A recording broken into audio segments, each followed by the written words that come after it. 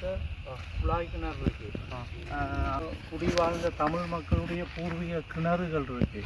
அப்போ இங்கே வந்து பிரச்சனை வந்து என்னென்னா, தமிழ் மக்கள் வந்து நில வளங்களை அவங்களோட வளங்களை எடுத்து அவங்க குடியேறி விவசாயங்களை செய்ய முடியாத ஒரு இக்கட்டான சூழல். எந்த ஒரு எம்பியோ எந்த ஒரு பாராளுமன்ற உறுப்பினர்களோ வடமாகாணத்துக்கு வந்தாங்கன்னு சொன்னால் அந்த சூழ்ச்சியான முறையில் இந்த மக்கள இங்கே நடக்கிற பிரச்சனைகளை அங்கே பாராளுமன்ற உறுப்பினர்கள்ட்ட கொண்டு போய் அதை கதட்டி இந்த மக்களுக்கு இந்த காணி பிரச்சனையில் ஒரு நிரந்தர தீர்வை பெற்றுக் கொடுக்க முடியாமல் இருக்குது. சரியா? அதை வந்து சூழ்ச்சியான முறையில் இப்போ ஒரு கிழமைக்கு முதல் வந்து இப்போ நீங்கள் அந்த காணிகளுக்குள்ளே வந்து அவங்க வந்து வாகனத்தை விட்டு போனதாகவும் சம்பந்தமாக அவங்க வந்து விவசாயிகளுடைய காணிகளை வந்து ஆக்கிரமிச்சிருக்கிறதாகவும் அது சம்பந்தமாக விடுதலை அந்த காணிகளை வந்து விடுவிக்கணும்னு சொல்லி கோரிக்கொண்டு செஞ்சுருந்தீங்க.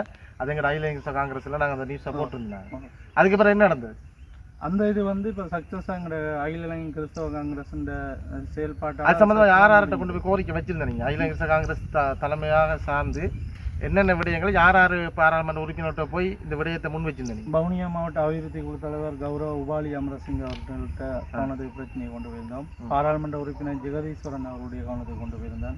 பாராளுமன்ற உறுப்பினர் திலகநாதன் அவருடைய கவனத்துக்கு கொண்டு போயிருந்தோம். பாராளுமன்ற உறுப்பினர் சத்தியலிங்கம் அவருடைய கவனத்தில் கொண்டு போயிருந்தோம். பிரதேச செயலாளர் GA சகலருடைய கவனத்துக்கு கொண்டு போய் கடைசி கட்டத்தில் ஜனாதிபதி இந்த கட்டத்துக்கு இப்போ ஜனாதிபதி அனுர்குமார் திசாநாயக் அவர்கள் உடனடியாக எந்த விதமான நிபந்தனைகளும் எல்லாம் உடனடி விடுதலை செய்ய சொல்லியிருக்கிறாங்க. விடுவிச்சுட்டாங்க.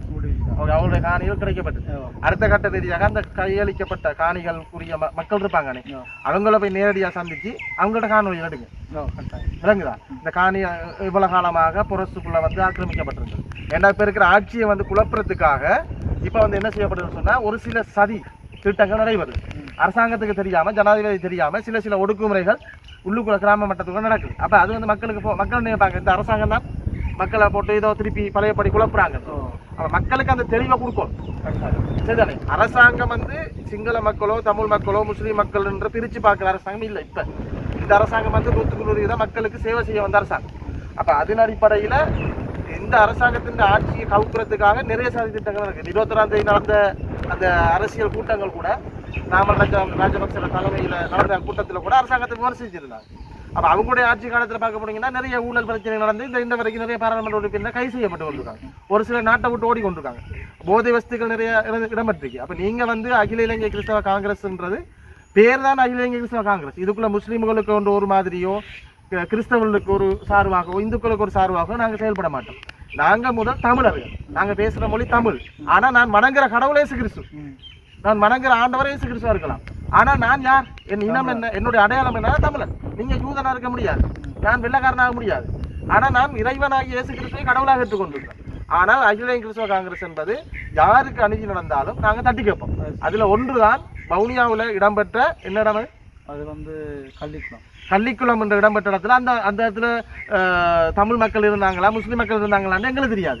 நீங்க சொல்லியிருந்தீங்க என்ன இப்படி இந்த இடத்துல மக்களுடைய காணிகளை வந்து அபகரிச்சிருக்கிறாங்க, இதை வந்து மக்களுக்கு பிரச்சனைக்கு உட்பட்டிருக்குது, விவசாய காணிகள் பாதிக்கப்படுதுன்னு சொன்ன இடத்துல நாங்கள் உடனே என்ன செஞ்சோம், அதுக்கு நடவடிக்கைகளை நீங்கள் எடுங்கன்னு சொன்னோம். அப்போ அதன் அடிப்படையில் இப்பொழுது இருக்கிற NPP அரசாங்கத்தில் இருக்கிற பாராளுமன்ற உறுப்பினர்களை நாடி அந்த இதுக்கான அந்த மக்களுடைய காணிகளை வந்து விடுவிக்க கோரி நீங்கள் முன் வச்சிருக்கிறீங்க. அப்படிதானே? ரைட். அப்போ அந்த விடயங்கள் வெற்றி அளிக்கப்பட்டிருக்கு. அதுக்கு நீங்கள் நன்றி கூறி ஊர் மக்கள் சார்ந்து ஒரு கடிதத்தை எழுதி ஜனாதிபதி செயலகத்துக்கு அனுப்புங்க. அதாவது நாங்கள் இவ்வளவு காலம் இவ்வளவு பிரச்சனைக்கு உட்பட்டு இருந்தோம். இது வந்து இந்த அரசாங்கத்துக்கு முதல் அரசாங்கத்தில் இந்த பிரச்சனை இருந்தா எல்லா பிரச்சனை இந்த அரசாங்கத்துல முடிவுக்கு வந்திருக்கு, விடுவிக்கப்பட்டிருக்கு. இந்த அரசாங்கம் வந்ததுக்கு பிறகு அந்த காணிகள் விடுவிக்கப்பட்டிருக்கு. அப்ப அதுக்கு நீங்க என்ன செய்யுங்கன்னா மக்களோட கடிதம் எழுதி நன்றி கூறி ஊர் மக்கள் சார்ந்து சைன் வச்சு கடிதம் அனுப்புங்க ஜனாதிபதி. அப்ப ஜனாதிபதிக்கு தெரியும் மக்களுக்கு என்ன நடப்பட்ட நன்மை நடக்கக்குள்ள மட்டும் நாங்க பெற்றுக்கொள்றோம்.